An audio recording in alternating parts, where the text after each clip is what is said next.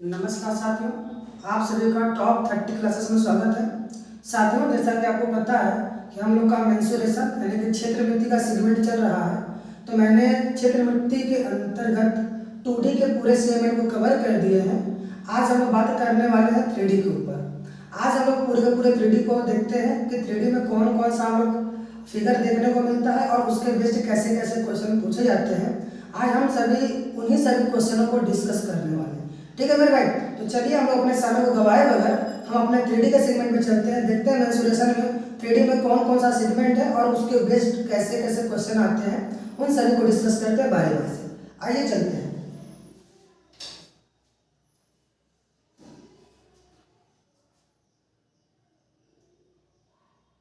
चलिए मेरे भाई, सबसे पहले हम लोग बात करते हैं 3D मेंसुरेशन। ठीक है ना, 3D मेंसुरेशन, 3D मेंसुरेशन। ठीक है मेरे भाई, इसी को बोलते हैं हम लोग क्या, क्षेत्रवृत्ति। 3D क्षेत्रवृत्ति, 3D क्षेत्रवृत्ति, 3D क्षेत्रवृत्ति। ये हमारा सेगमेंट है मेरे भाई। हम लोग इसी को आज डिस्कस करने वाले हैं विथ डिटेल्स। इन्हीं सबको डिस्कस करेंगे। ठीक है मेरे भाई, अब हमें ये देखना कि इसमें कौन कौन से फिगर होते हैं मेरे भाई। तो मैं आपको बता दूं, इसमें सबसे पहले आपको पढ़ने को मिलेगा, इसमें सबसे पहले हम लोग पढ़ेंगे घन। क्या पढ़ेंगे मेरे भाई? इसमें सबसे पहले हम बात करेंगे घन की, जिसको हम लोग क्यूब बोलते हैं। ठीक है ना, घन क्यूब के बारे में हम लोग यहाँ पे चर्चा करेंगे। उसके बाद इसका दूसरा हमारा सेगमेंट होता है घना। दूसरा क्या होता है मेरे भाई? घना होता है। पहला तो हमारा घन हो गया। ठीक है मेरे भाई, पहला मेरा क्या हो जाएगा? घन हो जाएगा। और दूसरा हमारा क्या हो जाएगा? घना। दूसरा हमारा घना।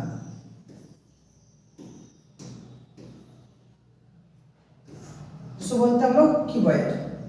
जिसको हम क्या बोलते हैं? क्यूबॉइड बोलते हैं, क्यूबॉइड।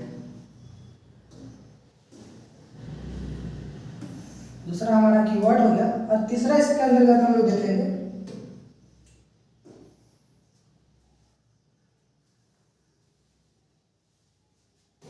तीसरा सेगमेंट मेरे भाई। इसके बाद हम लोग को मिलेगा शंकु कोण, जिसको कहते हैं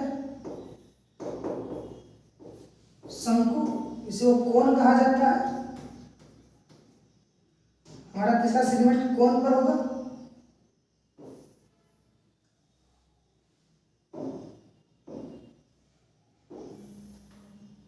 अब इसके बाद हम लोग कोण के बाद देखेंगे मेरे भाई बेलन, जिसको बोलते हैं सिलेंडर।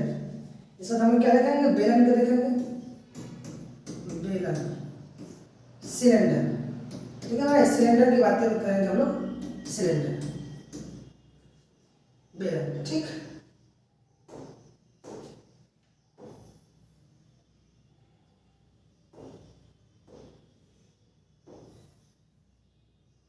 और इसके बाद हम लोग बात करेंगे गोला की। किसकी बात करेंगे? गोला। गोला जिसको बोलते हैं हम लोग स्फेयर। स्फेयर की बात करते हैं मेरे भाई, स्फेयर की बात करते हैं। ठीक, इस तरीके से हमारा सेगमेंट तैयार हो रहा है, स्फेयर। ठीक, इसमें स्फेयर देखेंगे। इसके बाद इसी में एक सेगमेंट हम लोग का रह जाएगा। इसी में एक सेगमेंट हम लोग पढ़ेंगे हेमिस्फीयर।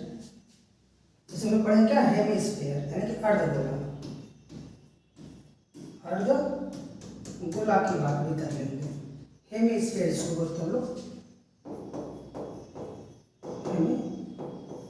हेमिस्फीयर, अर्धगोला भी इसी में हम लोग डिस्कस करेंगे।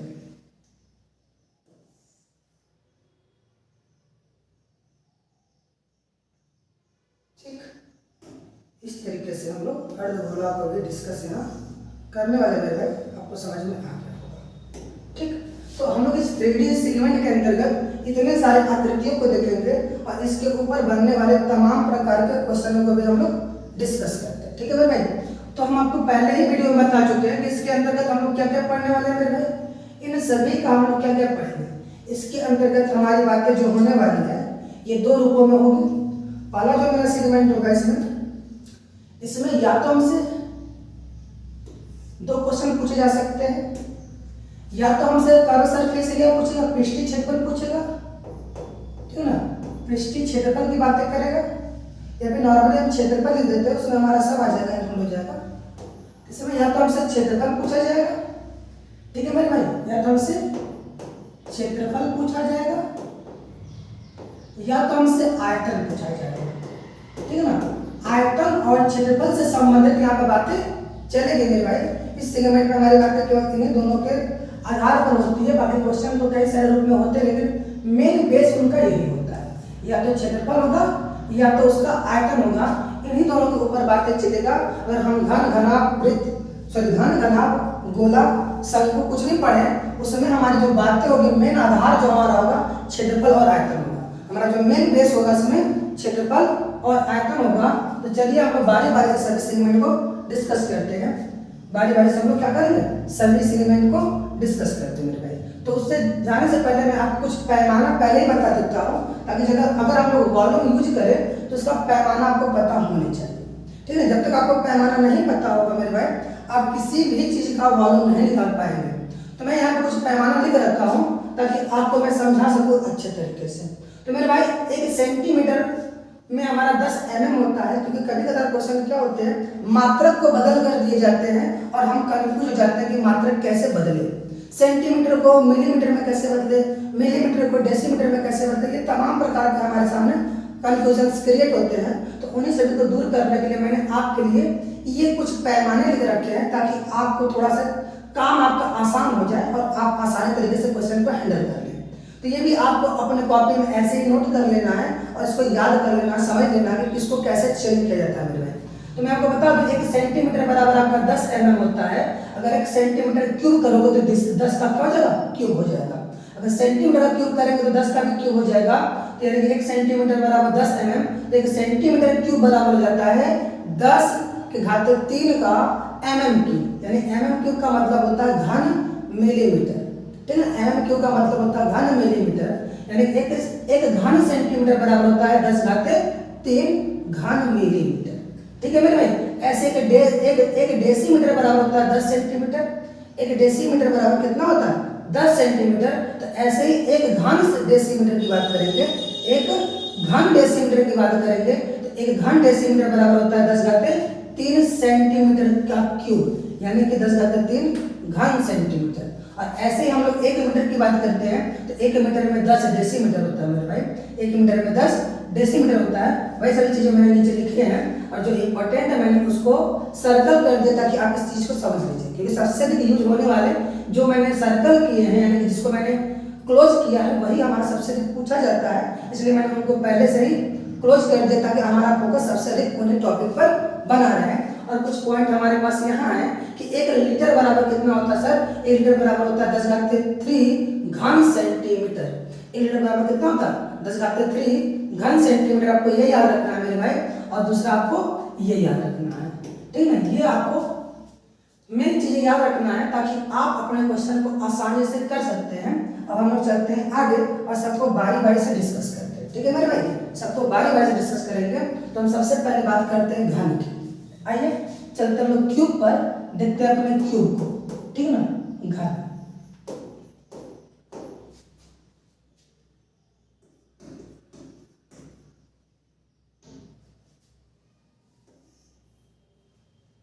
ठीक है मेरा, ये मेरा घन होगा। आइए घन के बारे में थोड़ा चर्चा कर लेते हैं।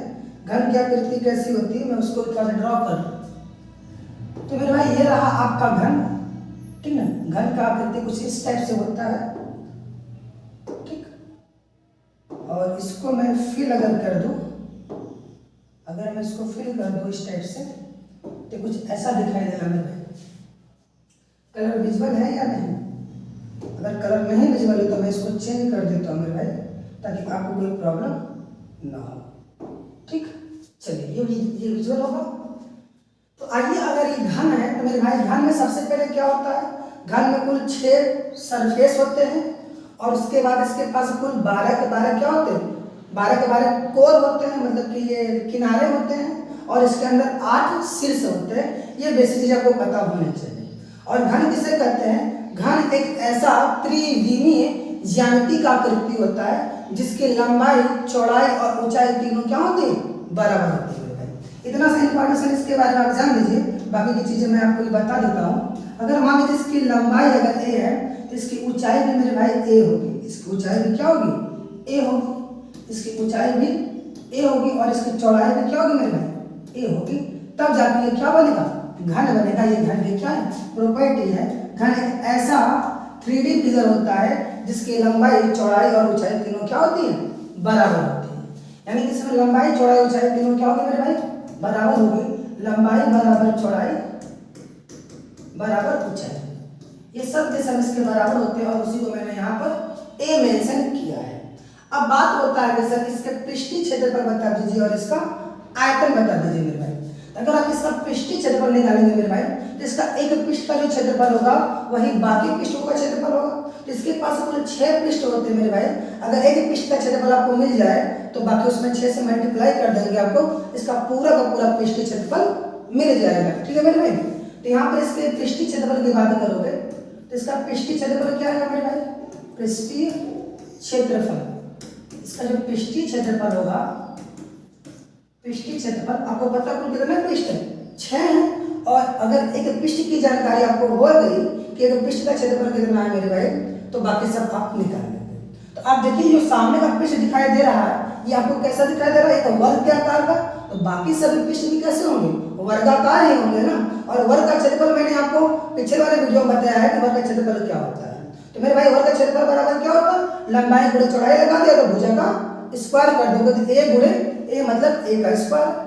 यानी कि एक पृष्ठ का क्षेत्रफल ए स्क्वायर है मेरे भाई। तो कुल 6 के 6 पृष्ठ है तो उसमें 6 से मल्टीप्लाई कर दीजिए, आपको इसका क्या मिलेगा आंसर? आपको मिलेगा 6a स्क्वायर। इस तरीके से आपका क्या हो जाएगा? इसका पृष्ठीय क्षेत्रफल हो जाएगा मेरे भाई। इस तरीके से आपको क्या मिल जाएगा? इसका पृष्ठीय क्षेत्रफल मिल जाएगा। अब बात होता है इसके आयतन की। सर इसका आयतन क्या होगा? तो मेरे भाई इसका जो पृष्ठीय क्षेत्रफल होता है, इस पृष्ठीय क्षेत्रफल का जो यूनिट होता है, मात्रक का भी आपको ज्ञान होना चाहिए। इसका जो मात्रक होगा वो यूनिट का स्क्वायर होगा। ठीक है ना? यूनिट का स्क्वायर होगा। किसी भी क्षेत्रफल को यूनिट के स्क्वायर के रूप में मापा जाता है। यूनिट का मतलब है वो सेंटीमीटर का स्क्वायर हो सकता है, मीटर का स्क्वायर हो सकता है, एमएम का स्क्वायर हो सकता है, कुछ भी होगा लेकिन यूनिट का स्क्वायर उसी को बोलते हैं। ठीक है। आइए अब बात करते हैं आयतन पर। सर इसका आयतन क्या होता है? आयतन की बात करेंगे मेरे भाई। आयतन, तो आयतन बराबर क्या होता है मेरे भाई? आयतन बराबर होता है लंबाई गुणे चौड़ाई गुणे ऊंचाई। लंबाई गुणे चौड़ाई गुणे ऊंचाई, तो लंबाई गुणे चौड़ाई गुणे ऊंचाई, ये फार्मूला होता है मेरे भाई। अगर आप इसको यहां से लगाएंगे तो आपको मिलेगा ए गुणे ए मतलब ए का क्यूब। तो यहां से आयतन मिल जाएगा, यहां से आयतन मिल जाएगा ए का क्यूब, यानी कि घन यूनिट के आसपास मिलेगा। ठीक है ना? यहाँ पर इसका आयतन कितना है? ए का क्यूब। इस तरीके से हम किसी घन का क्या निकाल सकते हैं मेरे भाई? इस तरीके से किसी घन का हम लोग आयतन निकाल सकते हैं। तो ये आपको फॉर्मूले पता होना चाहिए। घन का पृष्ठीय क्षेत्रफल कितना होता है और घन का आयतन कितना होता है। अब बात होती है सर इसके जो घन है, इस घन के विकर्ण की बात होती है। घन का विकर्ण क्या होता है मेरे भाई? तो मैं आपको बता दूं इसके घन का विकर्ण कौन है। मैं आपको दिखा दूंगा कि जो घन का विकर्ण है किसको हम लोग घन का विकर्ण कहेंगे मेरे भाई। तो हमें इस विकर्ण से भी कई बार क्वेश्चन पूछे गए, इसलिए हम आपको चाह रहे हैं कि आपको विकर्ण बता दें। तो इस वाले कॉर्नर से मेरे भाई, इस वाले कॉर्नर से लेकर इस वाले कॉर्नर तक की जो लंबाई होगी मेरे भाई वही कहा इसके कर्ण की लंबाई, यानी कि विकर्ण की लंबाई। ठीक है ना? विकर्ण की लंबाई यही का लगा मेरे भाई। शीर्ष यहाँ से लेकर यहाँ तक या फिर यहाँ से लेकर यहाँ तक, दोनों ही बातें सेम होगा। चाहे इस शीर्ष से इस शीर्ष की बात करें तब भी ये उसका क्या बताएगा? विकर्ण बताएगा। और ये भी उसका क्या होगा? विकर्ण होगा। और इसके जो विकर्ण होते हैं वो आपस में क्या होते हैं? बराबर होते हैं। घन के जो विकर्ण होते हैं वो आपस में क्या होते हैं मेरे भाई?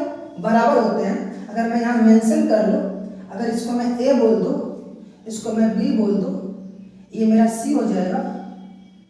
एक मिनट, इसको सी बोल दो और इसको डी, ये मेरा ई एफ जी और एच। तो यानी कि यहाँ पे जो विकर्ण बना मेरे भाई, इसके विकर्ण कौन कौन बनेंगे? तो विकर्ण जो होते हैं आपस में बराबर होते हैं, ठीक है ना। विकर्ण, इसके जो विकर्ण होते हैं वो आपस में क्या होते हैं? बराबर होते हैं। तो विकर्ण कौन कौन सा होगा मेरे भाई? AH और GB, ठीक ना। AH बराबर होगा BG के, ये दोनों आपस में क्या होंगे मेरे भाई? बराबर होंगे इनके विकर्ण, ठीक ना। इनके विकर्ण आपस में क्या होंगे? बराबर होंगे। तो अब इसी AH या BG की बातें हम करने वाले हैं कि AH कितना होगा और ये BG कितना होगा, इसको बता दीजिए सर। तो मैं चल रहा हूँ उसी को बताने के लिए कि AH कितना होगा और आपका BG कितना होगा। आइए, तो यानी कि हमें यहाँ से बातें करना है, यहाँ से लेकर कुल यहाँ तक की बातें हमें करनी पड़ेगी। यहाँ से लेकर कुल यहाँ तक की बातें करनी पड़ेगी मेरे भाई। तो आपको पता है कि ये भी क्या, यहाँ से लेकर यहाँ तक ये लंब है, यहाँ से लेकर यहाँ तक ये क्या होता है? लंब होता है, ठीक है मेरे भाई। और ऐसे ही यहाँ से लेकर ये आपस में क्या होते हैं? लंब होते हैं। इस चीज को समझिएगा, यही फिगर है जो आपको ये बता पाएगा कि कहाँ से कहाँ तक की आपको कहानी करनी है मेरे भाई, ताकि आपको बातें क्लियर हो जाए, ठीक। ये आपस में लंब होते हैं मेरे भाई, यानी कि 90 डिग्री पर होते हैं। तो अगर मैं आपसे ये बोलूं, अगर ये A है तो ये भी यहाँ से ये A होगा और ये भी यहाँ से क्या होगा? ये A होगा। तो यहाँ ये जो पॉइंट है आपका F वाला पॉइंट, आपको नहीं दिख रहा होगा F, तो मैं आपको दिखा देता हूँ। ये जो आपका F वाला पॉइंट है मेरे भाई, एक मिनट, उस F को विजुअल कर देता हूँ एक बार।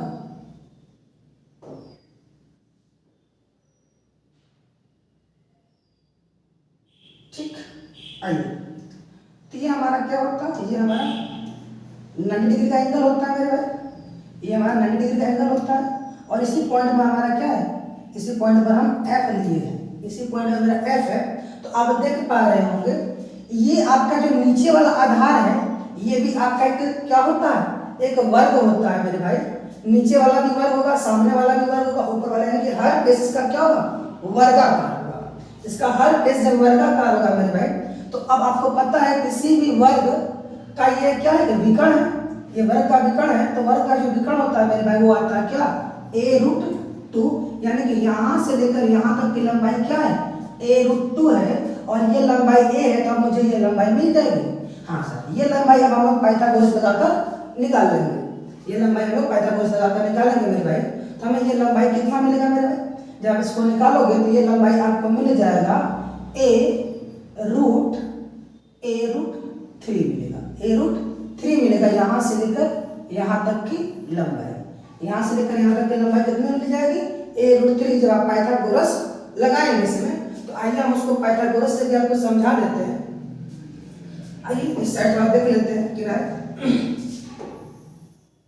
तो ये इधर विजुअल है, आप लोग को दिखाई दे रहा होगा मेरे। तो आइए हम यहीं पर बात कर लेते हैं। हम बात करते हैं समकोण त्रिभुज। समकोण त्रिभुज कौन सा त्रिभुज मेरे भाई? AFH। AFH में हम बात कर रहे हैं। इसमें अगर हम बात करेंगे मेरे भाई, तो आप देख रहे हैं कि आपको कैसा फिगर दिखाई दे रहा है? क्या ये फिगर दिखाई दे रहा है आपको? कुछ ऐसा ही, कुछ इस टाइप से फिगर आपका होगा। उसको आप देखिएगा, कुछ ऐसा ही आपको दिखेगा फिगर, कुछ ऐसा ही होगा उसमें, ठीक है। फिगर कुछ ऐसा ही होगा। दिख रहा है? विजुअल है कि नहीं सर? दिख रहा है या नहीं? तो आप देखेंगे मेरे भाई, तो ये वाला पॉइंट क्या है आपका? ये वाला पॉइंट आपका A है, ये वाला पॉइंट आपका A है, और ये वाला पॉइंट आपका F होगा, और ये वाला पॉइंट आपका H होगा। तो आप FH कितना है? A है। FH कितना है? A है। और उसके बाद AF कितना है? A√2 है। तो यही आपको निकालना है AH। जब पाइथागोरस लगाएंगे मेरे भाई, तो आपको क्या मिलेगा? लंब का स्क्वायर प्लस आधार का स्क्वायर। आप जब लगाएंगे, आधार का स्क्वायर लगाएंगे मेरे भाई, तो आपको यही वैल्यू क्या मिलेगा? यही वैल्यू AH की वैल्यू आपको मिल जाएगी। AH की वैल्यू आपको क्या मिल जाएगी? A√3, ठीक है ना। A√3 ये है इसके विकर्ण की लंबाई, ठीक है ना। ये हमारे घन के विकर्ण की लंबाई। इस तरीके से घन का पृष्ठीय क्षेत्रफल 6a², आयतन a³ और उसके विकर्ण की लंबाई क्या हो जाएगा मेरे भाई? A√3। आई समझ में? 3 इस तरीके से हम बात करेंगे। आइए चलते हैं, देखते हैं इसके ऊपर कुछ क्वेश्चन कर लेते हैं, इसके ऊपर किस टाइप से क्वेश्चन बनाए जाते हैं। और मैंने आपके लिए क्वेश्चन सेट कर रखा है ताकि आपको प्रॉपर तरीके से जानकारी होती रहे कि जो हम पढ़ रहे हैं उसके आधार पर क्वेश्चन कैसा बनाया जा सकता है, ये भी आपकी संभावनाएं सामने आती रहे। तो मेरे भाई आपका क्वेश्चन है कि एक घनाकार टंकी में कितना है, एक घनाकार टंकी में 64 लीटर पानी आता है। एक घनाकार टंकी में 64 लीटर पानी आता है, तो टंकी की ऊंचाई क्या होगी, तो टंकी की ऊंचाई क्या होगी, इस बारे में हमसे पूछा गया है। तो टंकी की ऊंचाई हमें बताना है मेरे भाई, हमें टंकी की क्या बताना है, ऊंचाई बताना है।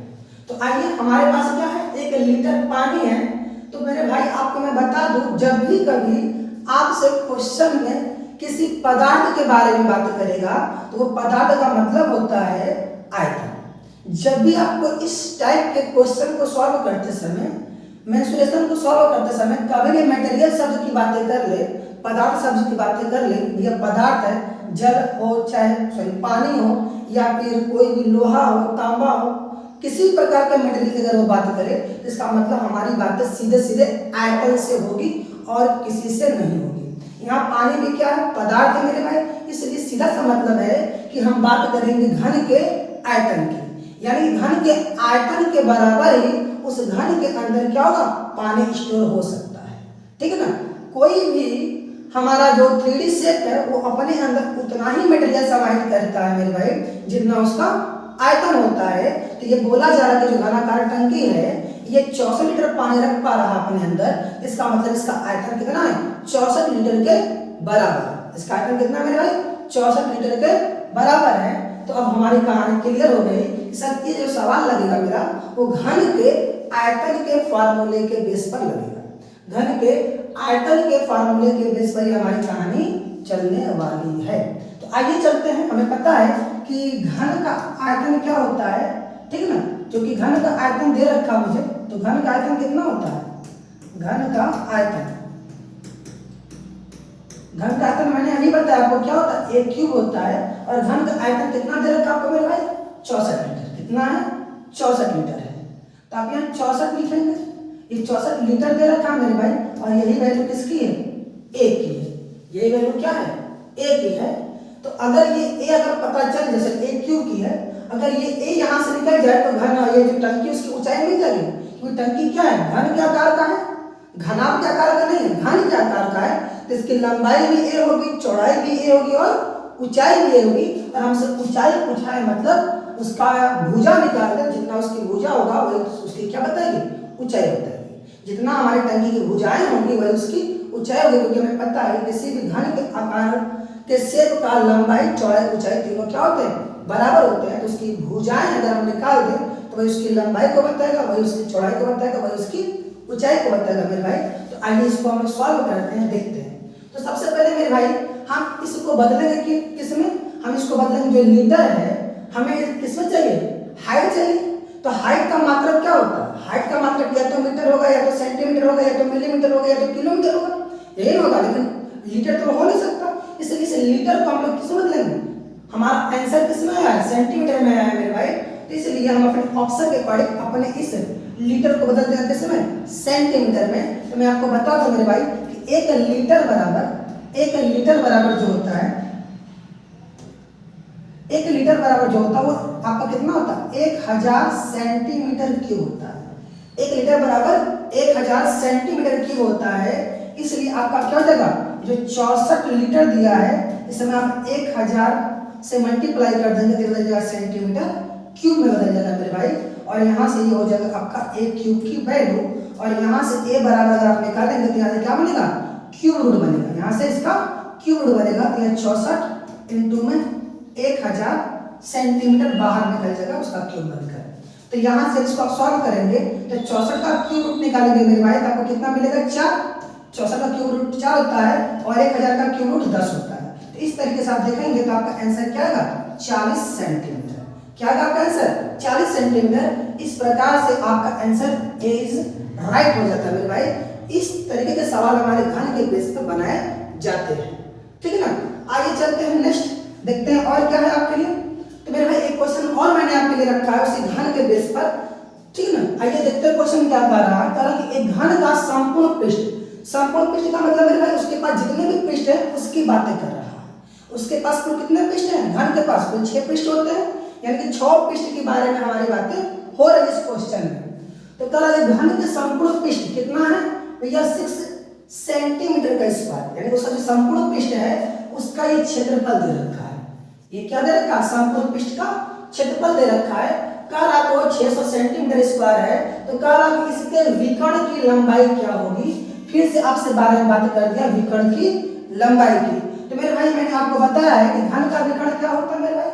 घन का विकर्ण क्या होता है? घन का विकर्ण मैंने अभी बताया a√3 होता है। अगर आपको a की वैल्यू मिल जाएगी तो आपका आंसर मिल जाएगा। अगर आप चाहें तो यहीं से एलिमिनेशन मैंने लगाएंगे और आपका आंसर मिल जाएगा। आप देख रहे हैं यहाँ अपॉन में √3 है, यहाँ अपॉन में √2 है, यहाँ इंटू में √2 है और यहाँ इंटू में √3 लगता है हमारा आंसर यही होगा, लेकिन फिर भी हम इसको सॉल्व करेंगे, ठीक है ना। आप चाहें तो इस तरीके से भी आप चेक करके अपने आंसर तक पहुंच सकते हैं, लेकिन फिर भी हम इसको डिटेल से सॉल्व करके देखने वाले हैं मेरे भाई। आइए इसको डिटेल से सॉल्व करके देखते हैं हमें आंसर क्या मिलता है, इसको भी हम लोग चर्चा में लाते हैं। तो हमें पता हमें a निकालना है और हमें दिया क्या है? हमें पृष्ठीय क्षेत्रफल दिया है। तो मेरे भाई घन का पृष्ठीय क्षेत्रफल क्या होता है? घन का पृष्ठीय क्षेत्रफल, घन का पृष्ठीय क्षेत्रफल बराबर होता है कितना? 6a²। और ये आपको दिया है 6 का, ठीक है, 600 दिया है। घन का पृष्ठीय क्षेत्रफल 600 दिया है और ये 6a² है। ये 6 से 6 कट जाएगा 100 बार में। इसका मतलब कि a की वैल्यू क्या मिल जाएगी? a बराबर √100 हो जाएगा। इधर से स्क्वायर हटाओ, उधर स्क्वायर रूट बन जाएगा मेरे भाई। तो बाहर मिलेगा 10। इसका मतलब a की वैल्यू 10 हो गया और ले जाकर यहाँ आप रखेंगे तो 10√3 आपको मिल जाएगा। इस तरीके से आपका आंसर इज राइट हो जाएगा मेरे भाई। और मैंने आपको पहले ही विकर्ण से देखकर ही बता दिया था कि आप कैसे आंसर को बता पाओगे। विकर्ण का फॉर्मूला अगर आपको पता है तो आप 1 सेकंड के अंदर अपने आंसर तक पहुंच सकते हैं। इस तरीके से आपको सब कुछ क्लियर क्रिस्टल होने चाहिए ताकि आप सवाल को एकदम कॉन्फिडेंस के साथ आप सही करके रहे। आप तो करके आते हैं लेकिन आपके पास कॉन्फिडेंस नाम का चीज नहीं हो पाता है, इसलिए आप सोचते भगवान जाने होगा कि नहीं होगा। लेकिन आपके पास कॉन्फिडेंस अगर जिस दिन आ जाएगा मेरे भाई तो आप श्योरिटी अपना रिजल्ट बता सकते हैं कि नहीं इस बार तो मेरा होकर ही रहेगा, ठीक है। इसलिए आप कॉन्फिडेंस पैदा कीजिए सवाल को सीख कर। हम यहाँ आपको सिखाने आए भाई, हम आपको यहाँ पर बताने नहीं आए, हम आपको यहाँ सिखाने आए। आप सीख लीजिए, बाद में अगर आप सीख लेंगे ना मेरे भाई तो बाद में इसका प्रैक्टिस हम लोग कर लेंगे आसानी से। तो अभी हम आपको सिखा रहे हैं और इसका प्रैक्टिस सेट भी हम चलाएंगे। तो पहले आप सीख लीजिए इत्मीनान से, उसके बाद जब मेरा प्रैक्टिस सेट स्टार्ट होगा तो हम एकदम दबा के आप करिएगा। आइए चलते हैं, चलते देखते हैं मेरे नेक्स्ट स्लाइड में क्या है मेरे भाई।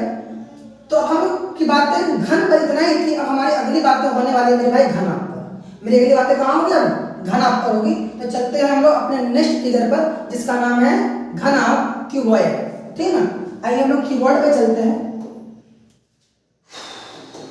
एक मिनट,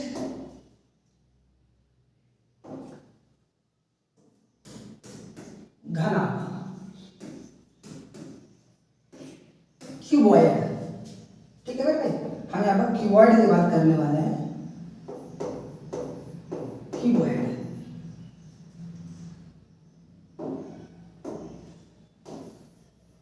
अब बात होगी सर क्यूबॉइड का फिगर कैसा होता है, तो आइए उसको भी देख लेते हैं। क्यूबॉइड कैसा होता है आपका? तो मेरे भाई क्यूबॉइड आपका कुछ इस तरीके से दिखाई देगा। आप देखिए इस तरीके से आपका क्यूबॉइड का शेप होता है। इस तरीके से आपका क्यूबॉइड का शेप होगा। अगर आपको विजुअल नहीं है तो मैं इसको और भी बड़ा कर देता हूँ। आपको घबराने की आवश्यकता नहीं है, आपको सब कुछ विजुअल होना जरूरी है ताकि आपको बातें सब कुछ समझ में आ जाए, ठीक है। आई होप आपको ये चीजें दिख रही होगी अब, ठीक है ना। इसको थोड़ा सा मैं और किनारे से बनाऊं ताकि हम भी थोड़ा सा इसी पेज में सब काम कर सकें। चलिए ये आपका क्या हो गया मेरे भाई? ये आपका कीवर्ड हो गया, घनाभ हो गया, ठीक है। ये आपका क्या हो गया? घनाभ हो गया मेरे भाई। अब इसका हम लोग नेमिंग कर लेते हैं। मान लीजिए ये ए है, ये बी है, ये सी है, ये डी है और ये ई है, ये एफ है, ये जी है और ये एच है। मैंने ये नेमिंग कर लिया। तो इसके पास भी कुल उतने ही फेसेस हैं जितना भी घन के पास था। इसके पास भी 6 फेस हैं, ठीक ना। तो यहाँ पर भी कुल वही बातें होगा, इसके विकर्ण की बातें होगा, इसके पृष्ठीय क्षेत्रफल की बातें होगा और इसके आयतन की बातें होगा मेरे भाई। अब ये घनाभ क्या है पहले ये समझ लीजिए। घनाभ एक ऐसा त्रिविमीय आकृति का फिगर होता है मेरे भाई जिसकी लंबाई चौड़ाई तीनों अलग अलग हो सकती है, ठीक है ना। लंबाई चौड़ाई तीनों में से कोई ना कोई एक अलग होगा, कम से कम कोई ना कोई एक अलग होगा मेरे भाई। यहाँ पे तीनों की लंबाई आपस में बराबर नहीं हो सकती, तीनों की लंबाई अलग अलग होगी, तभी इस फिगर को हम लोग क्या बोलेंगे, घनाभ बोलेंगे, ठीक है। तो आइए हम लोग घनाभ की बातें कर लेते हैं। तो घनाभ में अगर हम बोल देंगे इसका लेंथ है मेरे भाई, अगर मैं बोल दूँ ये इसका लेंथ है, ये इसका लेंथ है और ये इसका मान लीजिए ब्रेथ है, यहाँ से लेकर यहाँ तक, ये इसका ब्रेथ है यानी कि चौड़ाई है, ठीक है। एल इसकी लंबाई होगी, बी उसकी चौड़ाई होगी और एच इसकी ऊंचाई अगर हम मान लेंगे, एच क्या इसकी ऊंचाई है। तो अब इसके पृष्ठीय क्षेत्रफल की हम बात कर लेते हैं। तो मेरे भाई इसका पृष्ठीय क्षेत्रफल क्या आएगा, आपको पता है कि जितना पृष्ठीय क्षेत्रफल इसके सामने वाले पृष्ठ का होगा, जितना क्षेत्रफल इसके सामने वाले पृष्ठ का होगा उतना ही उसके पीछे वाले का होगा, और जितना क्षेत्रफल इसके इस वाले साइड का होगा उतना ही क्षेत्रफल इसके इस साइड का मिलेगा, और जितना से इसका क्षेत्रफल ऊपर वाले फेस का होगा उतना ही नीचे वाले का होगा। तो मेरे भाई यहाँ पर दो फेस के जो क्षेत्रफल है यानी कि दो फेस के जो एरिया है वो लोग क्या है, बराबर है। तो यहाँ से इसका जब पृष्ठीय क्षेत्रफल निकालेंगे मेरे भाई, तो इसका क्या है, सामने वाले का, सामने वाले का क्या है, ये फिगर कैसा दिख रहा है, आयत के आकार का। और मैंने आपको पिछले वीडियो में बता चुका हूँ कि आयत का क्षेत्रफल क्या है। हम आपको पिछले वीडियो में ये क्लियर कर बता चुके हैं आयत का क्षेत्रफल क्या होता है। अगर आप नहीं देखे मेरा पिछला वीडियो तो जाकर उसको देखिए और उसके बाद इस वीडियो को देखिए ताकि आपको बातें क्लियर हो सके, ठीक है। तो आयत का क्षेत्रफल मेरे भाई क्या होता है, लंबाई गुणे चौड़ाई। तो अगर हम सामने वाले की बात करें तो ये लंबाई काम करेगा और ये चौड़ाई काम करेगा, अगर हम सामने वाले की बात करेंगे तो। अगर वो जो नीचे वाला है अगर मैं इसकी बात करूंगा तो ये लंबाई होगा और ये वाला चौड़ाई होगा, ठीक है मेरे भाई। अगर मैं इस किनारे की बात करूंगा तो ये लंबाई मानेंगे इसको, तो इसको चौड़ाई मानेंगे। इस तरीके से हम सबका क्षेत्रफल निकालेंगे मेरे भाई। तो इसका जो पृष्ठीय क्षेत्रफल आएगा, इसका जो पृष्ठीय क्षेत्रफल आएगा, पृष्ठीय क्षेत्रफल, तो घनाभ का पृष्ठीय क्षेत्रफल होता है मेरे भाई 2 × LB plus BH plus LH, ये उसका पृष्ठीय क्षेत्रफल होता है, ठीक है मेरे भाई। अब इसके आयतन की बात कर ले तो इसका आयतन फिर से वही है, लंबाई गुणे चौड़ाई गुणे ऊंचाई LBH करके हम इसको याद कर लेंगे। लंबाई गुणे चौड़ाई गुणे ऊंचाई, ये हो गया इसका आयतन और ये हो गया इसका पृष्ठीय क्षेत्रफल, ठीक है। अब बात होता है सर इसके विकर्ण के बारे में बता दीजिए। आइए चलते इसके विकर्ण के पास, देखते हैं इसका विकर्ण कितना होता है, उसको भी हम लोग एक बार निकाल लेते हैं। तो विकर्ण मतलब फिर से यहाँ से बातें चलेगा यहाँ तक, ठीक है ना, यहाँ से बातें चलेगा यहाँ तक। तो आपको फिर से घबराने की कोई आवश्यकता नहीं, यहाँ से हम बात करने वाले हैं इस पॉइंट से लेकर इस पॉइंट तक, इस पॉइंट से लेकर इस पॉइंट तक, फिर से वही कहानी होगी मेरे भाई। तो ये भी क्या होगा, नीचे इस पर क्या होगा, ये लंब होगा, और यहाँ से जब चलेंगे तो मेरे भाई ये वाला हिस्सा क्या होगा, इसका लंब होगा, ये वाला हिस्सा इसका क्या होगा, लंब होगा मेरे भाई।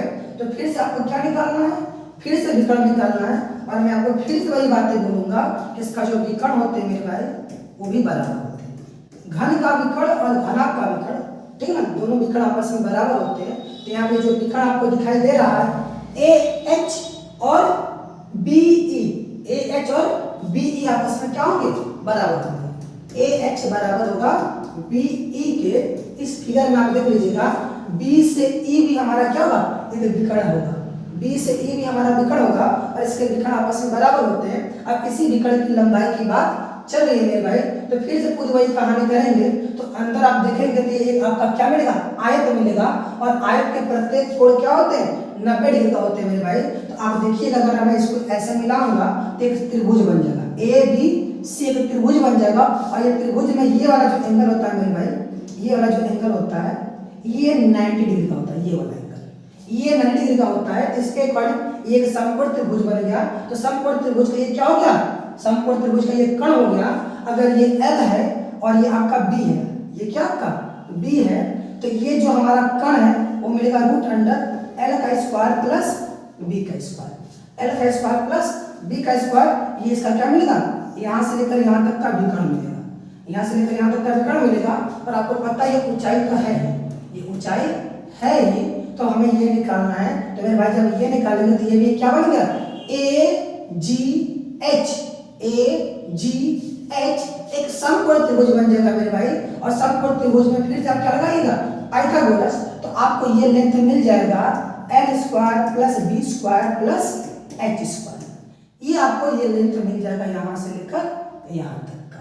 इसका मतलब क्लियर हो गया सर। इसका जो विकर्ण है, इसका जो विकर्ण है उसकी लंबाई कितनी है, विकर्ण की लंबाई है रूट अंडर l का स्क्वायर प्लस b का स्क्वायर प्लस h का स्क्वायर। ये कर लीजिएगा, आपको इसके विकर्ण की लंबाई मिल जाएगी बहुत ही इजीली। ये उसके विकर्ण की लंबाई, ठीक है मेरा। इस तरीके से हम विकर्ण की लंबाई की बात करते हैं, ठीक, इस तरीके से हम बात कर देते हैं। अगर मेरे भाई यहाँ पर पर्टिकुलर क्वेश्चन पूछा जाता है कि यदि किसी घन या घनाभ के लंबाई चौड़ाई ऊंचाई में कुछ परसेंट की वृद्धि कर देते हैं तो इसके आयतन में कितने का वृद्धि होगा और इसके क्षेत्रफल में कितने प्रतिशत की वृद्धि या कमी देखने को मिलेगी। यहाँ पर वृद्धि प्रतिशत और कमी प्रतिशत से भी क्वेश्चन पूछे जाते हैं मेरे भाई। तो अगर मैं वृद्धि प्रतिशत या कमी प्रतिशत की बात करूं तो अगर आयतन में वृद्धि प्रतिशत पूछेगा या क्षेत्रफल में वृद्धि प्रतिशत पूछेगा तो उसके लिए फार्मूला मैं आपको दे देता हूं यहाँ पर एक टिप के माध्यम से, ठीक है ना। तो यहाँ पर हम बात करते हैं पृष्ठीय क्षेत्रफल में, ठीक है, वृद्धि प्रतिशत, पृष्ठीय क्षेत्रफल में वृद्धि प्रतिशत।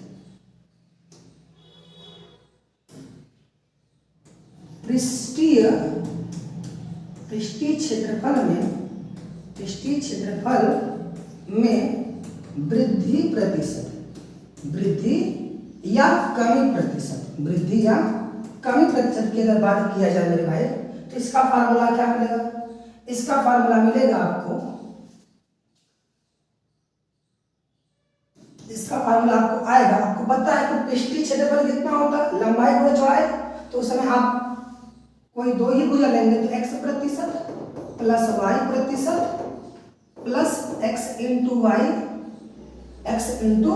वाई बाई 100, ठीक ना। इस तरीके से आप इसको लगाइएगा मेरे भाई, आपको मिल जाएगा आपका आंसर, आपको आपका आंसर मिल जाएगा, ठीक है। एक मिनट, अब ये पूरा क्लोज करके यहाँ पर प्रतिशत लगा दीजिएगा, ठीक ना। अगर आपसे वृद्धि पूछेगा तो प्लस में लीजिएगा, अगर कमी पूछेगा तो इसी को आप माइनस में लीजिएगा। यही फार्मूला आपका काम करेगा आपका वृद्धि प्रतिशत या कमी प्रतिशत के केस से मेरे भाई। इस चीज को आप समझिएगा, ठीक है ना, इस चीज को आप समझ लीजिए, यही आपका फार्मूला, ठीक, यह है आपका फार्मूला। इस चीज को आप याद रख लीजिए। इस फार्मूले से आप क्या करेंगे, वृद्धि प्रतिशत या कमी प्रतिशत निकाल सकते हैं, ठीक है ना, किसमें, पृष्ठीय क्षेत्रफल में। लेकिन आयतन में जब पूछे मेरे भाई, जब आपसे आयतन में पूछेगा तो क्या करोगे, जब आपसे आयतन में पूछेगा तो आयतन में लंबाई चौड़ाई और ऊंचाई तीनों लेना पड़ता है। तो आयतन में वृद्धि या कमी प्रतिशत पूछ रहा है तब क्या करेंगे, तो आइए उसको याद रख लेते हैं।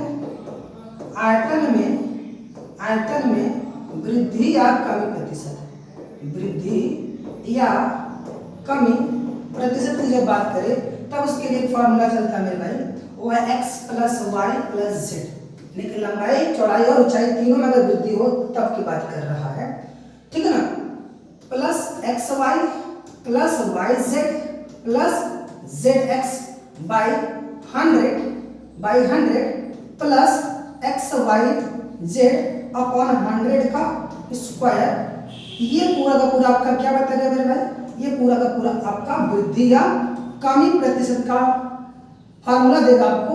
अगर आपके पास वृद्धि पूछा है तो आप इसको प्लस लेंगे, अगर आपसे कमी पूछा है तो आप इसमें माइनस लेंगे, ठीक है मेरे भाई। अगर कमी पूछा होगा तो आप माइनस लेंगे, अगर वृद्धि पूछा होगा तो आप इसको प्लस लेंगे, ठीक है। इस तरीके से आप आयतन में वृद्धि या कमी प्रतिशत निकाल सकते हैं मेरे भाई।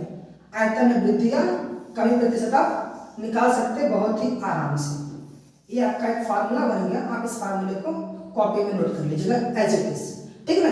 इस तरीके से हमारे घनाभ पे पूरी कहानी हो गया कि घनाभ का पृष्ठीय क्षेत्रफल क्या होगा, आयतन क्या होगा, उसका कोण क्या होगा, ठीक है ना। अगर उसके क्षेत्रफल में वृद्धि हो तो कितने प्रतिशत की वृद्धि हो रही है या कितने प्रतिशत कमी हो रही है, इससे निकाल लेंगे। अगर आयतन में वृद्धि या कमी हो रही होगी तो हम इससे निकाल लेंगे, ठीक है ना। आयतन में मेरे पास तीनों भुजाएं लेना पड़ता है, एक्स वाई जेड तीनों लेना पड़ता है, लेकिन लंबाई चौड़ाई और ऊंचाई तीनों की बात करनी पड़ती है, इसलिए मेरे भाई हम यहाँ एक्स वाई जेड की बात की है। यानी कि तीनों अलग अलग विमाएं हैं, जबकि क्षेत्रफल में किसी दो विमा की आवश्यकता पड़ती है, तो लंबाई चौड़ाई होगा या तो लंबाई ऊंचाई होगा, ठीक है ना। तो इसलिए हम यहाँ पे केवल दो चीजें लेके चले, एक्स और वाई लेके चले। इस बात को भी आपको समझना पड़ेगा, ठीक है ना। आइए चलते हैं अपने नेक्स्ट स्लाइड पर, देखते हैं वहां पर क्या है, इसके बेस पर किस टाइप से क्वेश्चन बनते हैं, उस चीज को हम देख लेते हैं। तो मेरे भाई यहाँ पर मैंने आपको क्वेश्चन दे रखे हैं घनाभ के बेस पर, घनाभ के बेस पर किस टाइप से क्वेश्चन हमें पूछे जाते हैं, इसी के बारे में हम यहाँ चर्चा करने वाले हैं, ठीक है। तो आप देख रहे हैं कि क्वेश्चन मेरे सामने लिखा है, एक संदूक की लंबाई, एक संदूक की लंबाई, चौड़ाई और ऊंचाई क्रमशः 120 सेंटीमीटर, 40 सेंटीमीटर और 30 सेंटीमीटर है। मतलब ये लंबाई हो गया और ये चौड़ाई हो गया और ये ऊंचाई हो गया। कहा इसमें अधिकतम कितनी लंबाई के लोहे की छड़ रखी जा सकती है, यानी कि इस संदूक के अंदर मेरे भाई ये संदूक कैसा है, लंबाई चौड़ाई ऊंचाई तीनों अलग अलग है मेरे भाई। इसका मतलब ये घनाभ के आकार का होगा और इस घनाभ के आकार में अधिकतम कितने लंबा छड़ रख सकते हैं, तो किसी भी घनाभ में मेरे बाबू अधिकतम हम उसके विकर्ण के बराबर ही छड़ रख सकते हैं, उससे बड़ा कोई छड़ हम उसमें रख ही नहीं सकते। तो कभी भी अधिकतम की बात आए, अधिकतम कितना लंबा छड़ रखे, अधिकतम कितनी लंबी दूरी रखे, तो आप हमेशा उसके विकर्ण को निकालेंगे और आपको कुछ नहीं निकालना, ठीक है मेरे भाई। तो इसका मतलब क्लियर है कि छड़ की लंबाई जो होगी सर वो विकर्ण के बराबर होगी, ठीक है ना मेरे भाई।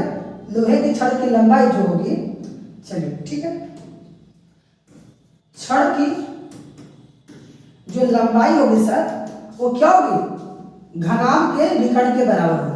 संदूक कैसा है, घनाभ है ना, घनाभ के विकर्ण के बराबर हो जाएगी, घनाभ का विकर्ण हो जाएगा।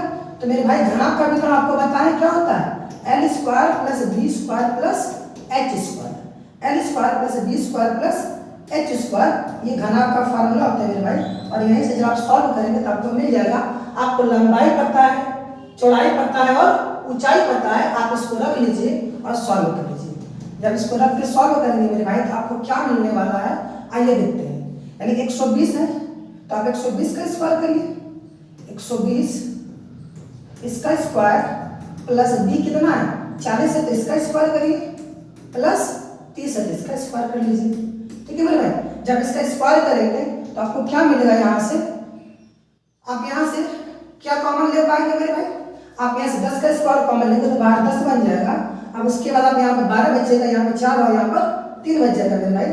तो अब यहाँ पर क्या मिल जाएगा आपको, यहाँ से 144 मिल जाएगा, प्लस 16 मिल जाएगा और प्लस 9 मिल जाएगा। अब इसको सॉल्व करेंगे तो 10 रूट अंडर आप इसको ऐड करिए तो 16 9 25 और 25 और 144 100 आपका क्या जाएगा 69 आ जाएगा। और आपको पता है 169 किसका है, 13 का वर्ग है सर। इसका मतलब बाहर क्या बनकर जाएगा, 13 बनकर आएगा, यानी कि 13 दाम में 130 सेंटीमीटर आएगा सर। यानी कि अधिकतम हम 130 सेंटीमीटर लंबी छड़ को इस संदूक के अंदर रख सकते हैं मेरे भाई।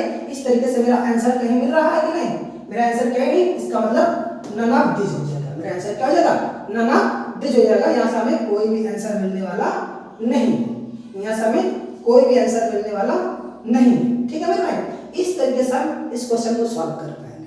चलिए चलते हैं अपने नेक्स्ट पॉइंट पर, देखते हैं मेरा नेक्स्ट पॉइंट क्या है। तो मेरा नेक्स्ट पॉइंट है कि किसी घनाभ का पृष्ठीय क्षेत्रफल कितना मेरे भाई, पृष्ठीय क्षेत्रफल की बात कर रहा है कि 846 सेंटीमीटर स्क्वायर। किसी घनाभ का पृष्ठीय क्षेत्रफल 846 सेंटीमीटर स्क्वायर है यदि लंबाई चौड़ाई तथा ऊंचाई में अनुपात क्रमशः 5 संबंधित 4 संबंधित 3 है, तो लंबाई चौड़ाई और ऊंचाई बताना मेरे भाई। इसकी लंबाई चौड़ाई ऊंचाई क्या है, तो आपको पता है पृष्ठीय क्षेत्रफल दिया है मेरे भाई। तो आपको पता है पृष्ठीय क्षेत्रफल का फार्मूला क्या होता है, पृष्ठीय क्षेत्रफल का फार्मूला होता है, ठीक है ना, पृष्ठीय क्षेत्रफल।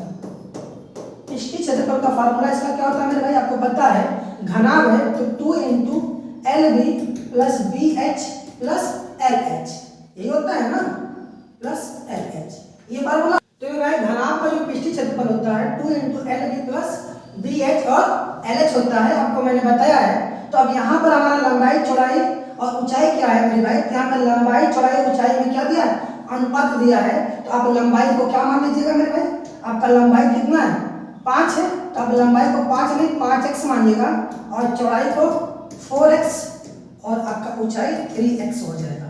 अब यहाँ इसमें पुट कर दीजिए और आपको आंसर मिल जाएगा।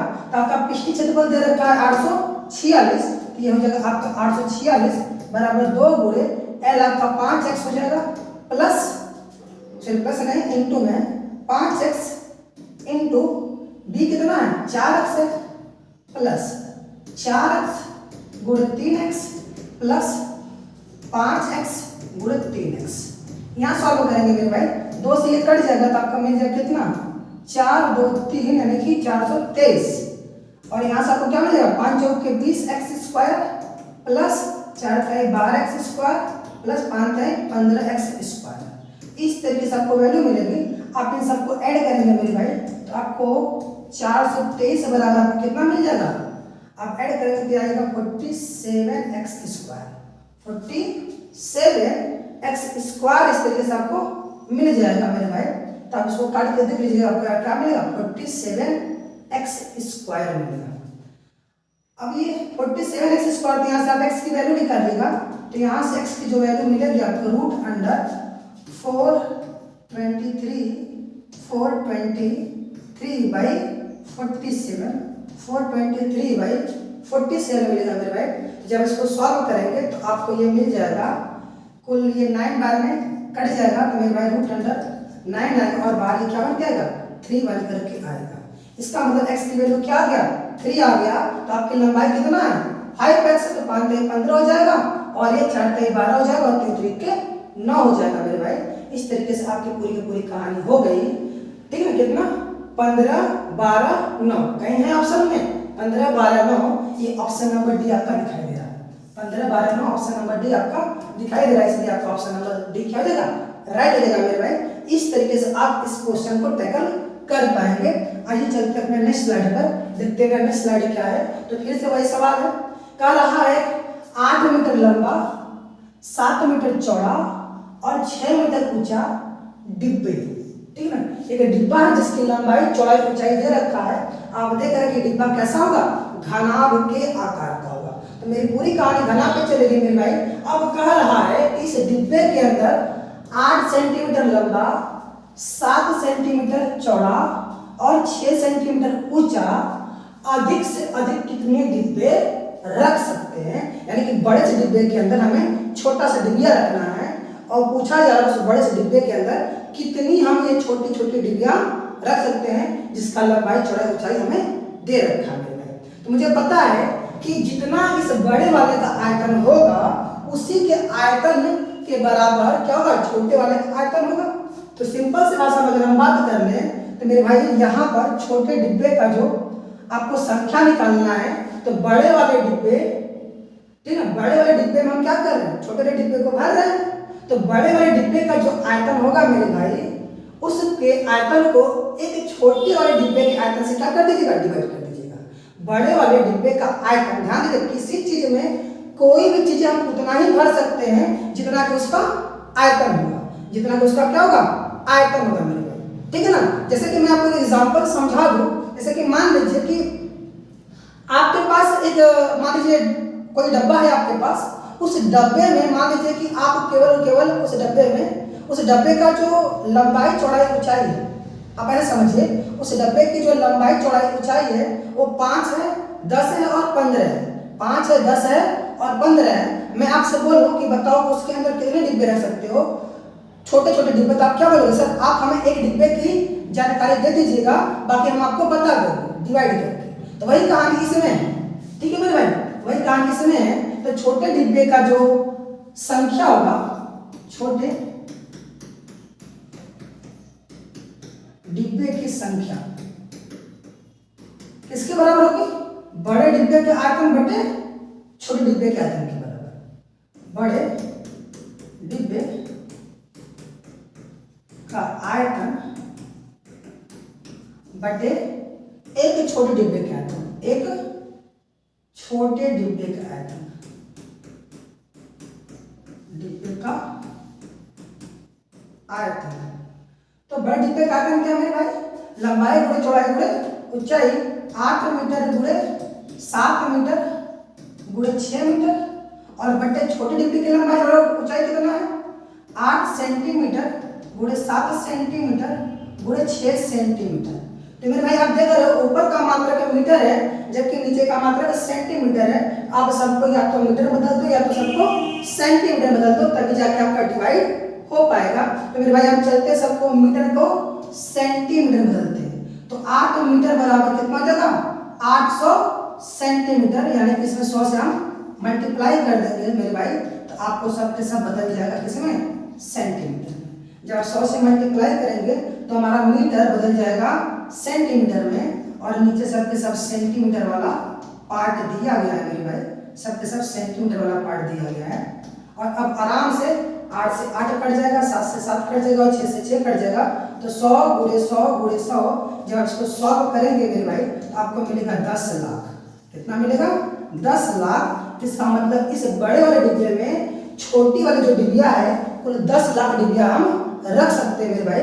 जब भी इस तरीके की बात आए कि एक बड़े से डिब्बे में कितनी छोटी छोटी डिबिया रखी जा सकती है, तो मेरे भाई बड़े वाले डिब्बे के आयतन को एक छोटे वाले डिब्बे के आयतन से आप डिवाइड कर दीजिएगा, आपको पता चल जाएगा आपको कितने डिबिया हमें रखने हैं। ठीक है, कितने डिबिया हमें रखने हमें पता चल जाएगा। इस तरीके से हमारा option number D is right. Option number D हमारा, सॉरी ऑप्शन नंबर सी हमारा राइट हो जाता है। 10 लाख डिबिया हम इस बड़े वाले डब्बे में भर सकते हैं। आइए चलते हैं अपने नेक्स्ट क्वेश्चन पर। नेक्स्ट स्लाइड में मेरा क्या है मेरे भाई, तो अब हम बात करते हैं एक नए आकृति की जिसका नाम है हमारा शंकु। ठीक है मेरे भाई, अब हमारा घन हो गया, घनाभ हो गया, अब हम बात करते हैं शंकु की। तो आइए उसको हम क्या बोलते हैं, कोण बोलते हैं। तो आइए हम बात कर लेते हैं शंकु की। शंकु यानी किसी को क्या कहा जाता है, कोण कहा जाता है, कोण कहा जाता है। ठीक है ना, यही मेरा क्या है, कोण है। तो आइए कोण का फिगर देख लेते हैं, कोण कैसा दिखता है मेरे भाई। तो चलिए आइए हम देख लेते हैं कि शंकु का फिगर कैसा होता है, उसको भी देख लेते हैं ताकि आपको बातें एकदम क्रिस्टल क्लियर सब कुछ हो जाए कि शंकु दिखाई कैसा देता है। शंकु दिखाई कैसा देता है ये भी आपको समझ में आ जाए मेरे भाई। ठीक है, मैं शंकु का फिगर बना देता हूँ। ठीक है ना, ये है क्या आपका शंकु, जिसको हम लोग क्या कहते हैं, कोण कहते हैं मेरे भाई, जिसको हम लोग क्या कहते हैं, कोण कहते हैं। ठीक है, तो आइए तो अब देखिए यहाँ से लेकर यहाँ तक की जो लेंथ होता है मेरे भाई, यहाँ से लेकर यहाँ तक की जो लेंथ होता है इसको बोलते हैं व्यास, आधार का व्यास। और यहाँ से लेकर यहाँ तक ये जो परपेंडिकुलर ड्रॉ करेंगे मेरे भाई, ये कहलाता है इसका लंबवत ऊंचाई। तो मेरे भाई ये क्या हो गया, ये लंबवत ऊंचाई हो गया h, ये लंबवत ऊंचाई हो गया, ये लंबवत ऊंचाई हो गया h, यहाँ से लेकर यहाँ तक, और ये रेडियस हो जाएगा यहाँ से लेकर यहाँ तक। ठीक है मेरे भाई, ये पॉइंट O है, ये पॉइंट A है, ये पॉइंट B है और ये पॉइंट C है। तो ये जो कहलाता है मेरे भाई, ये कहलाता है इसका स्लैंट हाइट, मतलब तिर्यक ऊंचाई। ये क्या है इसका स्लैंट हाइट मतलब तिर्यक ऊंचाई होता है मेरे भाई। और ये परपेंडिकुलर है, तो इसलिए यहाँ पर जो एंगल बनेगा मेरे भाई वो 90 डिग्री का एंगल बनेगा। तो ये हमारा एक शंकु का क्या होता है, एक शंकु का ये फिगर होता है मेरे भाई। ये जो शंकु है कुछ आपको टोपी के जैसा दिखाई देता है, जैसे बर्थडे वाले टोपी होती है मेरे भाई, यही आपका क्या पूरा कोण है। ठीक है भाई, आप इसको देख पा रहे हैं, यही आपका पूरा का पूरा क्या है, कोण है। हम इसी फिगर के बारे में बात कर रहे हैं। ठीक है भाई, आइए चलते हैं हम लोग इसके बारे में और चर्चा कर लेते हैं क्या क्या होता है। तो मैं एक बार आपको बता दूं, जब भी कभी आपको पृष्ठ के बारे में बात करेगा, ये कहलाता है उसका पृष्ठ। ठीक है मेरे भाई, ये उसका पृष्ठ हो जाएगा। और इसके अंदर जितना भी मटेरियल हम रख सकते हैं, इसके अंदर जितना मटेरियल हम रख सकते हैं वो सब इसके आयतन को बताएगा। ठीक है भाई, आइए हम चलते हैं आगे। तो यहाँ से क्लियर हो गया फिगर सर, तो फिगर ये है। अब इसके पृष्ठीय क्षेत्रफल की बात करते हैं। तो इसका पृष्ठीय क्षेत्रफल क्या होगा मेरे भाई, इसका पृष्ठीय क्षेत्रफल, पृष्ठीय क्षेत्रफल, तो मेरे भाई इसका जो पृष्ठीय क्षेत्रफल होता है वो होता है भाई आपका पाई आर एल, पाई आर एल। ठीक ना, और ये पाई की वैल्यू होता है मेरे भाई वो 22/7 होता है, या तो इसी को यूज करते हैं 3.14, ये यूज कर लेंगे। और ये जो आर है मेरे भाई ये क्या है, आधार की त्रिज्या। क्या है, आधार की त्रिज्या है, आधार की त्रिज्या कहलाती है आर। और ये एल है, आपको पता चल गया, ये तिर्यक ऊंचाई है। क्या है, ये तिर्यक ऊंचाई है, ये हमारा तिर्यक ऊंचाई है। ठीक है एल के बारे में पता चल गया। अगर आपको एल गायब हो गया हो तो एल कैसे निकालेंगे मेरे भाई? तो आपको पता है जब समकोण त्रिभुज है, समकोण त्रिभुज में आपको एच पता है और आर पता है कि आपको एल मिल जाएगा। समकोण त्रिभुज में जो एल है मेरे भाई वो कर्ण का काम करेगा, ठीक है ना। एल क्या करेगा? कर्ण का काम करेगा। तो कर्ण बराबर क्या होता है? रूट अंडर लंब का स्क्वायर प्लस आधार का स्क्वायर, यानी कि एच का स्क्वायर प्लस आर का स्क्वायर। इसके हेल्प से आप एल पता कर लेंगे यदि आपको सवाल के अंदर एल नहीं दिया गया हो तब। इस तरीके से इसका पृष्ठीय क्षेत्रफल होता है और इसके पास आधार भी तो होता है नीचे, उसका भी क्षेत्रफल होगा, यानी कि वो कितना एरिया कवर किया गया होगा, ठीक है। वो कितना एरिया कवर किया है इसके बारे में भी हमारी चर्चा। आइए मेरे भाई हम देखते हैं कि हमारा अब शंकु का तो एल मिल गया। जब आपको एल नहीं पता होगा तो आप इस तरीके से एल निकाल सकते हैं, ठीक है। तो हम बात करते हैं इसके पृष्ठीय क्षेत्रफल की तो हो गई, हम बात करते हैं इसके आयतन की, ठीक है मेरे भाई। आयतन से पहले हम चलते हैं इसके आधार का क्षेत्रफल निकाल लेते हैं कि इसके आधार का क्षेत्रफल क्या होता है। इसके आधार के क्षेत्रफल पर इसका आधार का क्षेत्रफल जैसा आप देख रहे हैं, इसका आधार कैसा है? वृत्त के आकार का है, तो इसके आधार का क्षेत्रफल भी क्या होगा मेरे भाई? इसके आधार का जो क्षेत्रफल होगा वो वृत्त का ही क्षेत्रफल होगा। तो हम बात करते हैं आधार के क्षेत्रफल की। तो मेरे भाई आधार का क्षेत्रफल क्या होगा? इसके आधार का क्षेत्रफल, आधार का क्षेत्रफल होगा pi R square. Pi R square इसके आधार का क्षेत्रफल हो जाएगा, ठीक है मेरे भाई। पाई आर स्क्वायर इसके आधार का क्षेत्रफल हो जाएगा।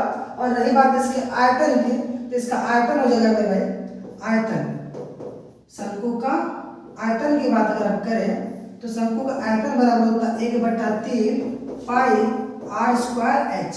1/3 पाई आर स्क्वायर एच शंकु का क्या होता है? आयतन होता है। इस तरीके से हम इसका पृष्ठीय क्षेत्रफल देख पाए। इसका पृष्ठीय क्षेत्रफल कितना है मेरे भाई? इसका पृष्ठीय क्षेत्रफल है पाई आर एल।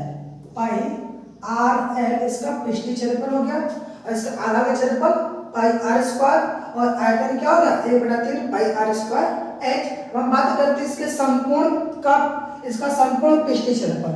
संपूर्ण पृष्ठीय क्षेत्रफल में मेरे भाई क्या क्या आएगा? इसके संपूर्ण पृष्ठीय क्षेत्रफल में आपका कर्व सरफेस एरिया आएगा, यानी कि पृष्ठीय क्षेत्रफल आएगा प्लस आधार का क्षेत्रफल, यानी कि पृष्ठीय क्षेत्रफल और इसके आधार का क्षेत्रफल अगर हम ऐड कर देंगे मेरे भाई तो इसमें आपका क्या मिल जाएगा? इसमें आपका मिल जाएगा आपका संपूर्ण पृष्ठीय क्षेत्रफल। तो आइए हम बात करते हैं संपूर्ण पृष्ठीय क्षेत्रफल की। इसके देखते हैं इसका संपूर्ण पृष्ठीय क्षेत्रफल क्या होगा। तो हमारी बात होगी दोनों का आप ऐड कर लीजिएगा, आपको मिल जाएगा, यानी कि आधार का क्षेत्रफल और उसके बाद पृष्ठीय क्षेत्रफल दोनों को ऐड करेंगे तो आपको शंकु का संपूर्ण पृष्ठ मिल जाएगा। शंकु का संपूर्ण पृष्ठ मिल जाएगा, शंकु का संपूर्ण पृष्ठ मिल जाएगा, ठीक है मेरे भाई। तो शंकु का संपूर्ण पृष्ठ की अगर हम बात करें तो क्या हो जाएगा मेरे भाई? शंकु का संपूर्ण पृष्ठ, संपूर्ण पृष्ठ, शंकु का संपूर्ण पृष्ठ क्या होगा मेरे भाई? शंकु का संपूर्ण पृष्ठ हो जाएगा हमारा पृष्ठीय क्षेत्रफल प्लस पृष्ठीय क्षेत्रफल, पृष्ठीय क्षेत्रफल प्लस आधार का क्षेत्रफल, प्लस आधार का क्षेत्रफल, पृष्ठीय क्षेत्रफल प्लस आधार का क्षेत्रफल, ठीक है मेरे भाई। पृष्ठीय क्षेत्रफल प्लस आधार का क्षेत्रफल आप कर लेंगे तो आपको मिल जाएगा पृष्ठीय क्षेत्रफल प्लस आधार का क्षेत्रफल प्लस आधार का क्षेत्रफल, ठीक है मेरे भाई। तो पृष्ठीय क्षेत्रफल क्या है? पाई आर एल और आधार का क्षेत्रफल पाई आर स्क्वायर। यहाँ से आप कॉमन लेंगे तो मेरे भाई आपको मिल जाएगा पाई आर कॉमन और आर प्लस एल। इस तरीके से आपका ये हो जाएगा संपूर्ण पृष्ठ। तो हमारा संपूर्ण पृष्ठ क्या मिल गया? शंकु का संपूर्ण पृष्ठ क्या मिल गया मेरे भाई? शंकु का संपूर्ण पृष्ठ मिल जाएगा आपका पाई आर प्लस एल। इस तरीके से आपका संपूर्ण पृष्ठ हो गया। आपको ये भी फार्मूला यूज करना है मेरे भाई। मैं आपको सभी चीजें बारी बारी से दे रहा हूँ ताकि आपको कोई कंफ्यूजन ना हो कि कौन फार्मूला कहाँ से आ रहा है, ठीक है। तो चलिए चलते हैं नेक्स्ट क्वेश्चन पर, देखते हैं नेक्स्ट क्वेश्चन क्या है। तो क्वेश्चन मेरे आपके सामने है, लिखा है कि यदि किसी शंकु के आधार की त्रिज्या, क्या मेरे भाई? शंकु के आधार की त्रिज्या और ऊंचाई, त्रिज्या और ऊंचाई 10% बढ़ा दी जाए, यानी कि आपकी त्रिज्या और ऊंचाई दोनों में 10% क्या कर दी जा रही है? वृद्धि कर दी जा रही है मेरे भाई। तो कहा कि शंकु के आयतन में कितना वृद्धि होगा? शंकु के आयतन में कितना वृद्धि होगा मेरे भाई? तो मैंने आपको पीछे ही बताया है कि आयतन में जब भी वृद्धि पूछे, आयतन में वृद्धि, आयतन किसी का भी हो, जब आयतन में वृद्धि पूछे तो उसका फॉर्मूला है x plus Y plus Z plus X Y plus Y Z plus Z X by 100 plus X Y Z by 100 का होल स्क्वायर। इतने प्रतिशत की वृद्धि दिखाई देगी, इतने प्रतिशत की वृद्धि दिखाई देगी। यानी कि यहाँ पर आपको पता है कि फार्मूला आयतन का क्या होता है, 1/3 पाई आर स्क्वायर एच, यानी कि इसमें आप देख रहे थे 1/3 पाई आर गुणे एच। यही है मेरा x गुणे वाई गुणे जेड, यानी कि एक्स वाई जेड आपको मिल गया कि x भी आर है, y भी आर है और z मेरा h है, तो आपको यहाँ से मिल जाएगा मेरे भाई। तो यानी कि x प्रतिशत प्लस y प्रतिशत सब कुछ आपको मिल जाएगा। तो x क्या है, r plus h plus r गुणे r प्लस r गुणे h प्लस h गुणे r प्लस r गुणे h, ठीक है। यहाँ पर बटे 100 हो जाएगा और यहाँ बटे 100 का होल स्क्वायर हो जाएगा। इतना रख दीजिए और आपका काम हो जाएगा, इससे अधिक कुछ नहीं आपको करना है, कुछ नहीं। अब r में कितना प्रतिशत की वृद्धि, r क्या त्रिज्या है, 10% की वृद्धि हो रहा है, और ऊंचाई में भी कितना 10% की वृद्धि हो रहा है, प्लस 10 गुणे 10 प्लस 10 गुणे 10 प्लस 10 गुणे 10 बटे में 100, बटे में 100 कर लेंगे मेरे भाई, और प्लस 10 गुणे 10 करेंगे तो ये क्या आपको मिल जाएगा, यहाँ पर 1000 आ जाएगा, और बट्टे में आपका क्या दे रखा है, 10,000 दे रखा है, बट्टे में 10,000 दे रखा है मेरे भाई। आप इसको सॉल्व कर लीजिए, आपका आंसर मिल जाएगा। यहाँ से ये कट जाएगा, अपान में 10 मिलेगा, और यहाँ जब इसको सॉल्व करके आप काटेंगे तो 100 100 100 300, जब आप काटेंगे तो पूरा का पूरा क्या मिलेगा आपको, यहाँ से 3 मिल जाएगा मेरे भाई। तो यह आ जाएगा 30 प्लस 3 प्लस यहाँ पर आपको 1/10 मिलेगा, तो 1/10 का मतलब 0.1, इन सबको जब ऐड करेंगे तो 33.1% की वृद्धि दिखाई देगा। 33.1% की वृद्धि इस तरीके से आप देख सकते हैं। इस तरीके से हमारा ऑप्शन नंबर सी से राइट हो जाता है। आइए चलते हैं अपने नए पेज की तरफ, देखते हैं क्या है। एक क्वेश्चन और आपके लिए है, लिखा है कि शंकु की ऊंचाई और आधार के व्यास, शंकु की ऊंचाई और आधार के व्यास में 5 संबंध 6 का अनुपात है, तो उसका आयतन दे रखा है आपको कितना है, तो बताओ उसकी ऊंचाई क्या होगी। फिर से आपको आयतन दिया मेरे भाई, तो अब आयतन का ही कॉन्सेप्ट यूज करेंगे और कुछ नहीं करेंगे, ठीक ना। आपको यहाँ पर ऊंचाई और आपको व्यास में अनुपात दे रखा है, ऊंचाई और व्यास में अनुपात दे रखा है। आपको पता है कि आयतन का फार्मूला होता है 1/3 पाई आर स्क्वायर एच, और आपको त्रिज्या नहीं दिया मेरे भाई, आपको त्रिज्या ना दे करके आपको क्या दे रखा है, आपको व्यास दे रखा है। और जो व्यास होता है मेरे भाई वो त्रिज्या का 2 गुना होता है। अगर आपको त्रिज्या निकालना तो व्यास का आधा कर दीजिए, जब आपको त्रिज्या निकालना तो क्या करिएगा, व्यास का आधा कर दीजिएगा, आपको वैल्यू मिल जाएगा।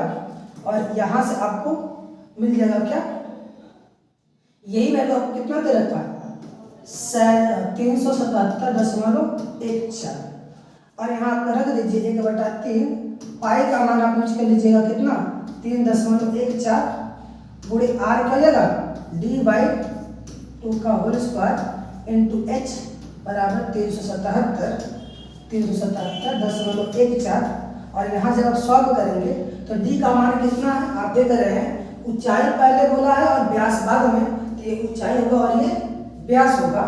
तो आप यहाँ पर d की वैल्यू क्या यूज कर सकते हैं, आप यहाँ पर d की वैल्यू यूज कर लीजिएगा। d की वैल्यू व्यास 6 है तो 6x/2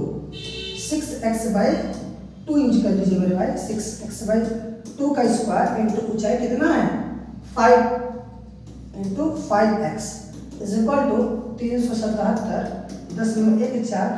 अभी जो बट्टे में मेरे भाई ये लगेगा यहाँ गुणे में, और ये जो गुणे में 3.14 हो जाएगा बट्टे में। और यहाँ जब आप इसको सॉल्व करेंगे मेरे भाई तो आपको क्या मिलेगा, ये कट जाएगा तो आपको हो जाएगा 3, तो 3 3 के 9x² गुणे 5x बराबर आप इसको सॉल्व करिएगा तो सॉल्व करने में आपको यहाँ से मिलेगा मेरे भाई। जब सॉल्व करेंगे तो आपको यहाँ से क्या मिलेगा, आइए देख लेते हैं। आप इसको सॉल्व करिए तो आपको मिल जाएगा, ये लगभग आपको मिलेगा कितना। अब इसको जब सॉल्व करिएगा मेरे भाई तो आपको मिलेगा 377.14 बटे 3.14। तो यहाँ से आपका 45x³ हो जाएगा, 45x³। एक मिनट बड़ा कर देते हैं।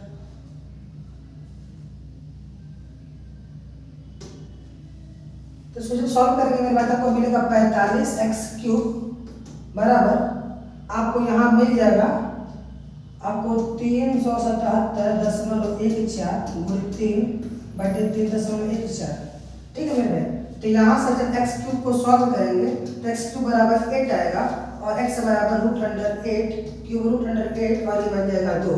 यानी कि यहाँ से आपको मिल गया x की वैल्यू 2 और आपको निकालना है हाइट। तो हाइट कितना मेरे भाई, हाइट 5 है और 5 को आपने क्या बोला 5x से बोला है। तो अब इस 5 में 2 से मल्टीप्लाई करेंगे मेरे भाई तो आपका हाइट कितना आ जाएगा 10 मीटर आ जाएगा। हाइट कितना आ जाएगा 10 मीटर आ जाएगा। इस तरीके से आप इसको सॉल्व करेंगे। आइए चलते हैं अपने नेक्स्ट पेज पर, देखते हैं क्या है। तो एक सवाल फिर आपके लिए है, कहा रहा है कि शंकु के आधार का व्यास, एक शंकु के आधार का व्यास 42 मीटर है और आयतन दे रखा है 12,936 मीटर क्यूब है। इसकी तिर्यक ऊंचाई पूछा मेरे भाई। फिर जब आयतन दिया है तो आयतन का कॉन्सेप्ट 1/3 πr²h और ये वैल्यू दे रखा कितना आपको 12,936। तो यहाँ से आपको निकालना क्या है तिर्यक ऊंचाई मेरे भाई। तो तिर्यक ऊंचाई L बराबर होता है √h² प्लस r² होता है, h² प्लस r² होता है मेरे भाई। आपको h और r पता चलेगा तभी आपका काम होगा। और आपको व्यास दे रखा है मेरे भाई, यानी कि यहाँ से आप त्रिज्या मिल जाएगा जो r हो जाएगा सर, इसका आधा हो जाएगा 21। r क्या हो जाएगा 21 हो जाएगा। r को मिल गया, r यहाँ रखकर h निकालेंगे तो आपको क्या मिलेगा, आप यहाँ से 1/3 पाई का मान 22/7 गुणे ये हो जाएगा आपका 21 का स्क्वायर और h आपको निकालना है, यही है 12,936। और यहाँ जब सॉल्व करेंगे मेरे भाई तो आपको क्या मिलेगा 7 21 से कट जाएगा और यहाँ से आपको h क्या मिलेगा 12,936 अपॉन में क्या आएगा 22, यहाँ आ जाएगा 22 और यहाँ से जाएगा 21। ठीक है भाई। जब आप इसको सॉल्व करेंगे तो काट के देखिए क्या मिलेगा आपको। जब इसको सॉल्व करेंगे तो आपको क्या मिलेगा मेरे भाई, काट के देखिएगा। जब इसको आप सॉल्व करेंगे तो आपको इसकी जो वैल्यू मिलेगी, आपको जो इसकी वैल्यू मिलेगी वो कितनी मिलेगी, डिवाइड करिए। चलिए भाई अगर आप इस h को सॉल्व करेंगे तो आपको यहाँ से मिल जाएगा, आपको यहाँ से 28 मिल जाएगा, यानी कि h की वैल्यू 28 मीटर स्क्वायर आ जाएगी।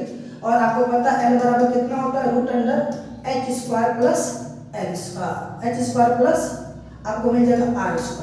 अब आपको l निकालना है तो h की वैल्यू मिल गई 28, तो 28 का स्क्वायर प्लस r की वैल्यू आपको मिल गया 21, तो 21 का स्क्वायर करिएगा। और यहाँ से जब इसको आप सॉल्व करेंगे तो यहाँ सॉल्व करने के बाद आपको आंसर मिलने वाला है मेरे भाई। आपको आंसर यहाँ से मिल जाएगा 35। कितना मिल जाएगा आपको, यहाँ से आंसर आपको मिल जाएगा 35। यही आपका आंसर है मेरे भाई। यहाँ से l की वैल्यू 35, यानी कि इस तरीके से आपका ऑप्शन नंबर C करेक्ट हो जाता है। ठीक है, इस तरीके से आप शॉर्टकट में काम करिएगा और जल्दी से आपका काम हो जाएगा। आइए चलते हैं अपने नेक्स्ट पेज पर, देखते हैं क्या है। तो मेरे भाई इस तरीके से हम शंकु के ऊपर तो सवाल लगा दिए, अब हमारी बातें होती है गोले के ऊपर। ठीक है मेरे भाई, अब शंकु हमारा खत्म हो गया, अब हम बात करते हैं गोला पर। देखते हैं गोला पर किस टाइप के क्वेश्चन बनते हैं। तो आइए बात करते हैं स्फीयर, गोला, स्फीयर।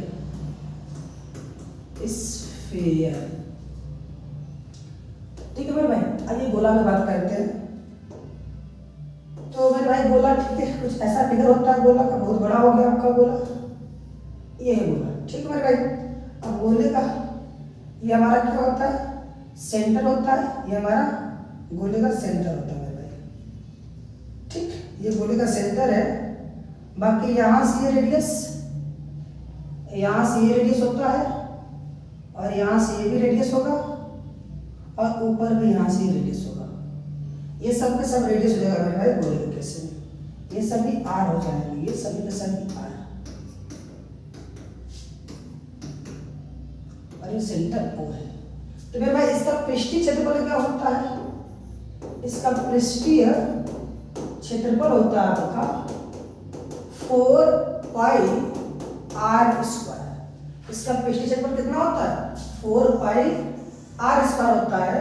और इसका जो आयतन होता है, आयतन, तो गोले का आयतन होता है मेरे भाई 4/3 pi R cube, 4/3 pi R cube. अब लगे हाथ हम अर्ध गोले की बात कर ले मेरे भाई। तो अर्ध गोले का क्या होता है? गोले का जस्ट आधा हो जाएगा। तो गोले का आधा कर देंगे तो आ जाएगा आपका क्या? अर्ध गोला। तो अर्ध गोले की बात करेंगे मेरे भाई। अर्ध गोले का जो पृष्ठीय क्षेत्रफल होता है, अर्ध गोले का पृष्ठीय क्षेत्रफल, तो क्या होगा? गोले का आधा हो जाएगा यानी 2 पाई आर स्क्वायर हो जाएगा मेरे भाई, 2 पाई आर स्क्वायर। और इसका जो आयतन होगा, इसका जो आयतन होगा, ठीक है ना, अर्ध गोले का आयतन, आयतन इसका आधा हो जाएगा तो ये 2/3 पाई आर क्यूब हो जाएगा। ये रही अर्ध गोले की कहानी। ये अर्ध गोले का हो गया मेरे भाई, ठीक है ना। और ऊपर वाला मेरा गोला का है। ये बातें किसके लिए हो रही है? ये अर्ध गोले के लिए हो रही है। ये अर्ध गोले की बातें हो रही है। तो अर्ध गोले का आयतन ये हो गया, ये अर्ध गोले का पृष्ठीय क्षेत्रफल हो गया। लेकिन आप देखेंगे तो अर्ध गोले के पास एक पृष्ठ और रहता है जिसको हम बोलते हैं आधार का क्षेत्रफल। ये मेरे भाई जब इसको आप आधा काटोगे तो ये वाला भी हिस्सा आपको क्या है? क्षेत्रफल के रूप में मिलेगा। तो इसके पास संपूर्ण पृष्ठ की बात होती है। तो अर्ध गोले का संपूर्ण पृष्ठ वाला भी बातें यहाँ किया जाएगा कि अर्ध गोले का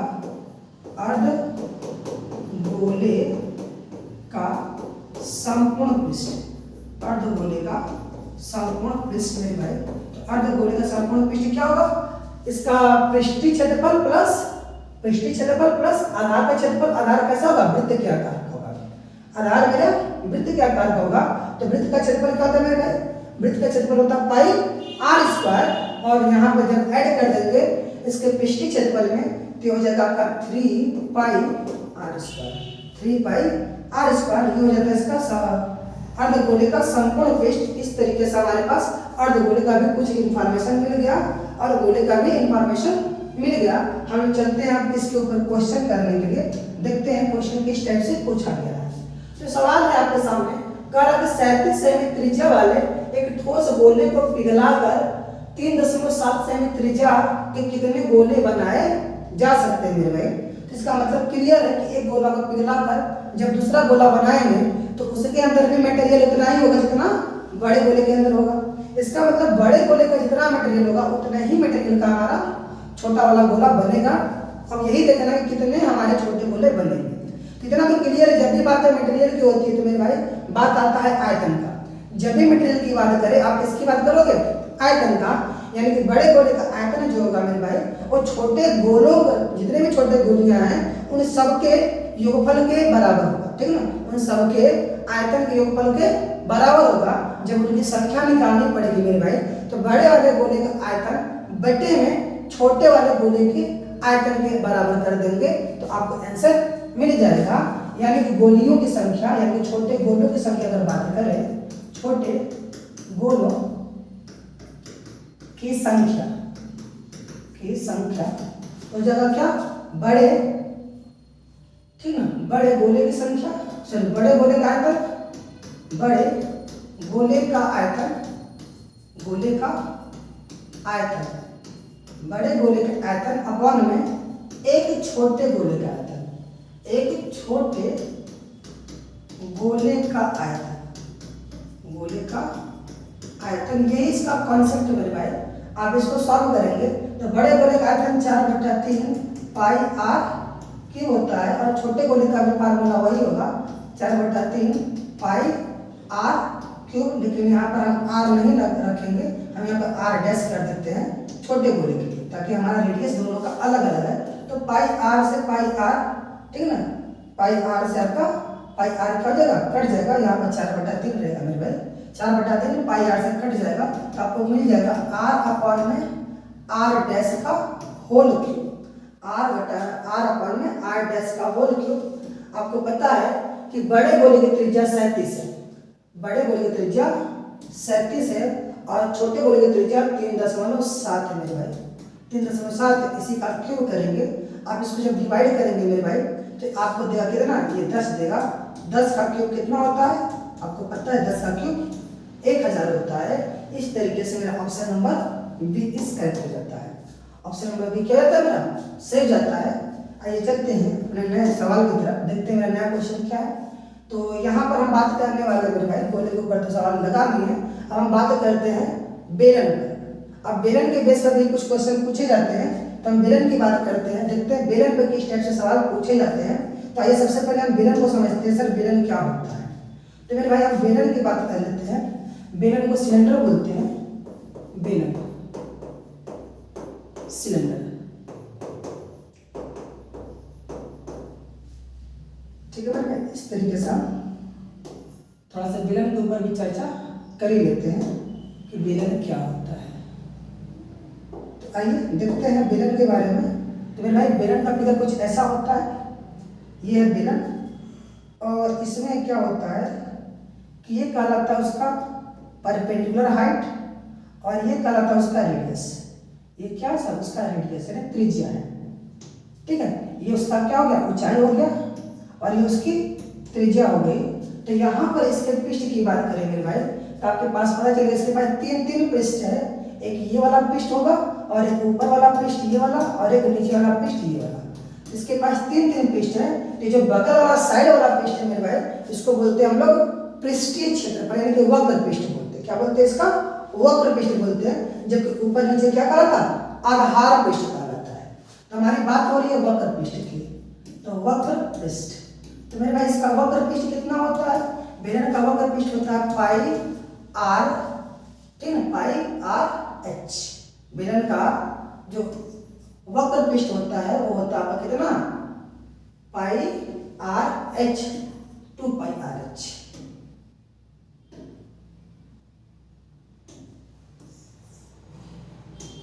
मेरे भाई बेलन का जो पृष्ठ होता है वक्र पृष्ठ, हम वक्र पृष्ठ की बात कर रहे हैं।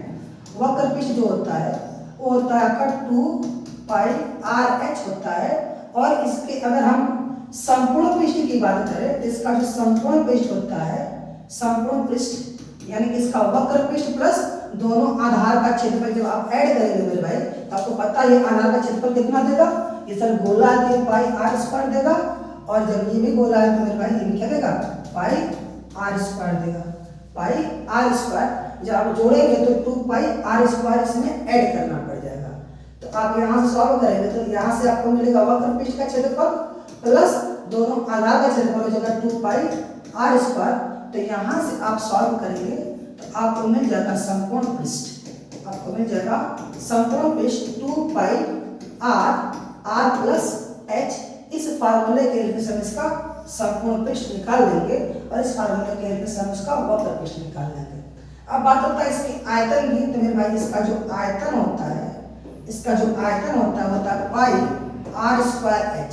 इसका आयतन कितना होता है, पाई आर स्क्वायर एच होता है। यही है इसका कॉन्सेप्ट मेरे भाई, इतना इसके ऊपर फार्मूले हैं और इसी फार्मूले के बेस पर हमारा सवाल है। आइए चलते हैं अपने प्रश्न पर। प्रश्न क्या है, तो मेरा नया क्वेश्चन है, कहा एक गोला और एक बेलन का अर्धव्यास। अर्धव्यास का मतलब होता है आपको त्रिज्या, अर्धव्यास का मतलब त्रिज्या होता है। कहा एक गोले और एक बेलन का जो अर्धव्यास है वो समान है, ठीक है, यानी गोले का अर्धव्यास यानी त्रिज्या और बेलन का अर्धव्यास मतलब त्रिज्या दोनों समान है। अब कहा यदि उसके आयतन भी समान हो तो उसकी ऊंचाई बताओ, आयतन भी समान हो तो उसकी ऊंचाई बताओ। यानी गोले और बेलन का आयतन बराबर दे रखा है, यानी कि 4/3 पाई आर क्यूब, ये गोले का हो गया, और बेलन का होता है क्या, पाई आर स्क्वायर एच। अब दोनों की त्रिज्याएं क्या आपस में बराबर है, दोनों की त्रिज्याएं आपस में बराबर है। तो यानी कि यहाँ से पाई कट जाएगा मेरे भाई, और यहाँ से आर स्क्वायर से आर स्क्वायर खत्म, तो एक आर बच जाएगा यहाँ से। तो एच की वैल्यू आपको क्या मिल जाएगी मेरे भाई, यहाँ से एच की वैल्यू आपको मिल जाएगी 4/3 आर, 4/3 आर मिल जाएगा मेरे भाई। ऐसा कहीं ऑप्शन में दिख रहा है 4/3 आर, 4/3 आर, और आपसे क्या पूछा, ऊंचाई ना पूछा है, ऊंचाई 4/3 आर दिया है। तो मेरे भाई ये जो आर लिखा गया है, ये आर नीचे नहीं है मेरे भाई, ये आर इसके मल्टीप्लाई में है, ये आर इसके मल्टीप्लाई में, इस चीज को समझिएगा, ये यहाँ पर आ है, ये आर यहाँ पर है, ठीक है मेरे भाई, ये आर यहाँ पर है, इस तरीके से इसको समझिएगा। तो अब यहाँ से आपका आंसर कौन सा हो जाता, आंसर आपका बी स्क्वायर हो जाता है, यानी कि इसकी ऊंचाई कितना होगा, 4/3 आर के बराबर हो जाएगा मेरे भाई, ठीक है ना। इस तरीके से हम लोग का ये 3D सेगमेंट कंप्लीट होता है मेरे भाई। आई होप आपको ये सेशन समझ में आ रहा होगा, आपको बातें क्लियर हो रही होगी कि कैसे किस टाइप के सवाल बनाए जाते हैं। हम लोग केवल बेसिक चीजें सीख रहे हैं, अभी इसके ऊपर अभ्यास करना बाकी है मेरे भाई। अब इसके ऊपर हम प्रैक्टिस सेट चालू करने वाले हैं बहुत जल्द ही, तो वहां पर हम इस पर प्रैक्टिस कर लेंगे। आज हम लोग केवल कॉन्सेप्ट सीख रहे हैं, ठीक है मेरे भाई, इसलिए हम आपको बहुत आराम से सिखा रहे हैं ताकि आपको बातें समझ में आए, ठीक। तो हम बस आज के इतना ही है, बाकी चलने से पहले मैं आपसे एक बार रिक्वेस्ट करूंगा कि यदि आपको मेरा ये सेशन समझ में आ रहा हो मेरे भाई, तो आप सब प्लीज इसको आप अपने सभी मित्रों में शेयर कीजिए, और यदि आप मेरे चैनल पर नए हैं मेरे भाई, तो आप इसको सब्सक्राइब भी कीजिए, ठीक है। थैंक यू, धन्यवाद।